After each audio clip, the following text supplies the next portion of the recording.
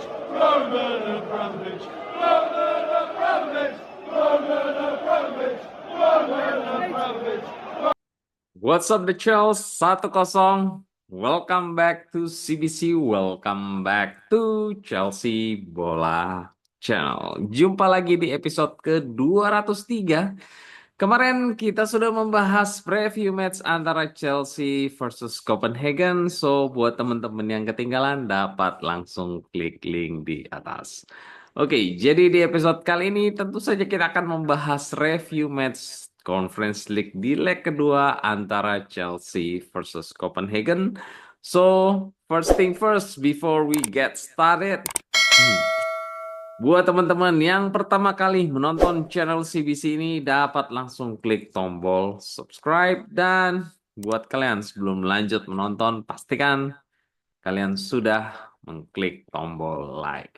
Oke, without further ado guys, let's get started. Ya, di sini kita bisa langsung lihat ya, Kevin Dix bersama Copenhagen-nya akhirnya tersingkir berkat kemenangan Chelsea 1-0 atas Copenhagen dengan agregat 3-1. Sorry guys, salah ini ya. Ini Liverpool yang tersingkir di Champions League melawan PSG. Sorry Red Ales ya, turut prihatin.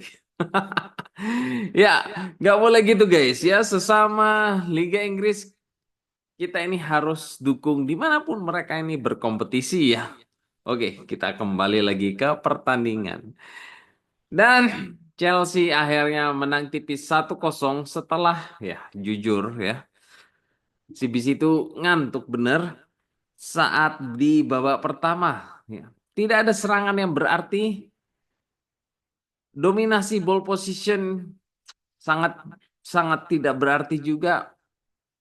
Kerapatan lini pertahanan Copenhagen yang dikawal oleh Kevin Dix membuat Pedro Neto itu mati kutu. Dan Enzo Fernandez sepertinya kehabisan kreativitas. Sehingga Sancho ya serta Tarik George itu seperti menghilang. Belum lagi Acempong yang ditempatkan di inverted left back sehingga posisinya itu tidak terbiasa guys, dan otomatis kreativitas di final third itu stuck. Tidak ada sama sekali serangan yang sangat berarti, buntu di final third ya. Di sini kita bisa lihat di formasi yang diturunkan ya. Dan ternyata benar saja Jorgensen itu turun sebagai goalkeeper ya. So sepertinya entah angin apa, Sanchez itu dapat kembali mengisi posisi nomor 1 di Premier League sebagai kiper utama. Unbelievable Enzo Maresca ya. Dan penampilan Jorgensen itu di pertandingan kali ini bermain sedikit baik ya. Beberapa kali melakukan penyelamatan meskipun tidak ada shooting yang cukup berbahaya dari para pemain Copenhagen ya. Kemudian Chalobah di right center back, Tosin di central center back, Badiashile di left center back. Ya, ketiga pemain belakang ini tampil biasa saja, tidak ada yang spesial, bahkan Chalobah dan Badiashile ini cenderung drop penampilannya ya. Kemudian inverted left back yang juga berperan sebagai double pivot seperti yang CBC singgung di awal ya. Di mana diisi oleh Josh Acempong ya. Dan dia ini sebenarnya bermain cukup oke, di mana dia berhasil memblok ya tendangan pemain Copenhagen. Jadi di sisi pertahanan itu sebenarnya cukup solid. Tapi saat dia ini membantu di final third, dia itu tidak punya kreativitas ya. Nggak bisa disalahkan juga karena dia ini baru pemain yang berusia 18 tahun dan dia ini ditempatkan out position sama Enzo Maresca.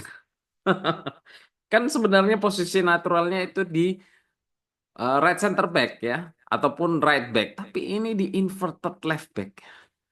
Sehingga dia tidak begitu nyaman di posisi sebagai inverted left back ya guys ya. Jadi benar-benar out of position ya.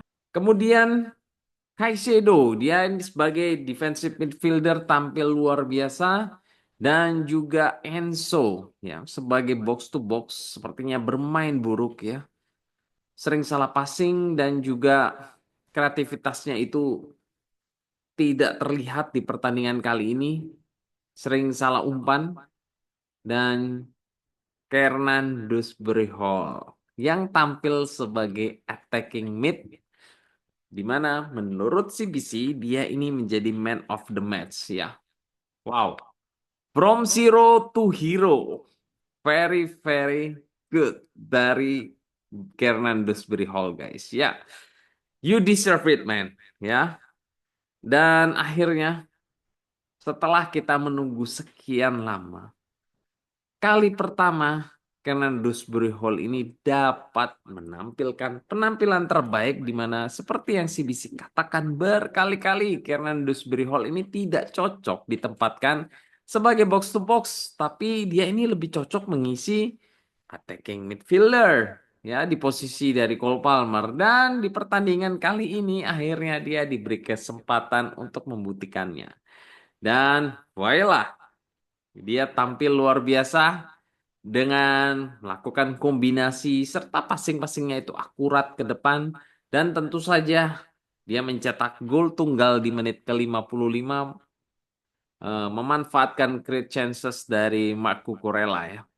Oke, next Tariq George, dia menempati posisi right winger, tidak memberikan impact yang begitu berarti. Begitu juga dengan Jadon Sancho ya, mereka berdua ini seperti menghilang di babak pertama, tapi Sancho setidaknya dapat membuat shooting ya, tapi bola itu tepat mengarah ke kiper.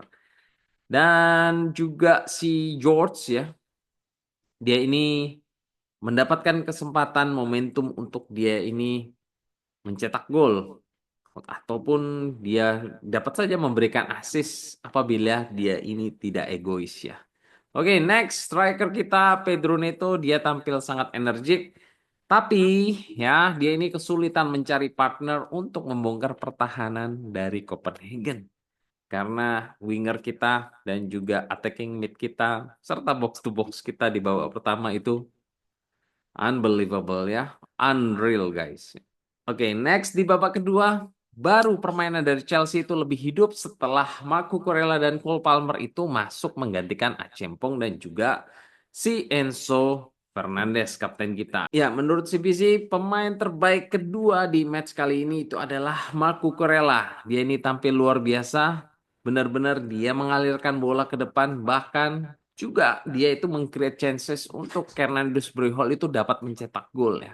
Kemudian Palmer ini tampil cukup oke, dia membawa ruh permainan untuk Chelsea di pertandingan kali ini, dan benar-benar dia ini menghidupkan kembali permainan dari Chelsea di babak kedua.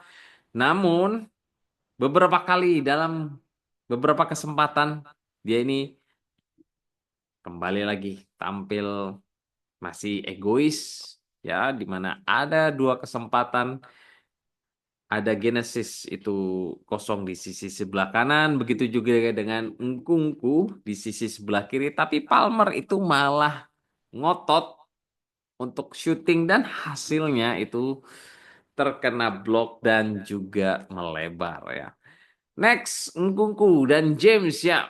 Mereka ini turun mendekati menit-menit akhir babak kedua, sehingga CBC tidak bisa terlalu banyak ya memberikan penilaian kepada Nkunku maupun kepada Reece James.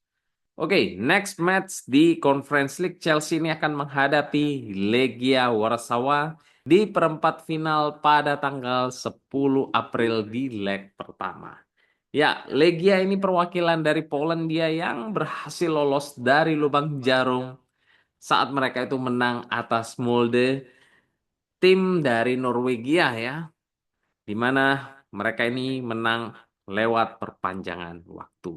So, stay tune guys untuk preview dari CBC nanti, dan juga jangan lupa untuk stay tune besok di channel CBC untuk menonton preview big match Derby London antara Arsenal versus Chelsea di hari Minggu tanggal 16 Maret 2 hari lagi ya.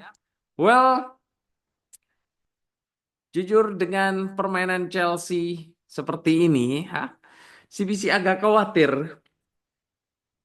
Kecuali Enzo Maresca itu dapat menemukan formula yang tepat saat melawan Arsenal nanti ya. Dan CBC berharap melawan tim besar kita harus bermain efektif dan juga efisien di dalam memanfaatkan peluang dan juga tentu saja berkali-kali CBC bilang kita harus memainkan direct football ya. Karena percuma saja ball position at the end dead end. Oke, I think that's all guys di episode ke-203 dari episode dari CBC kali ini.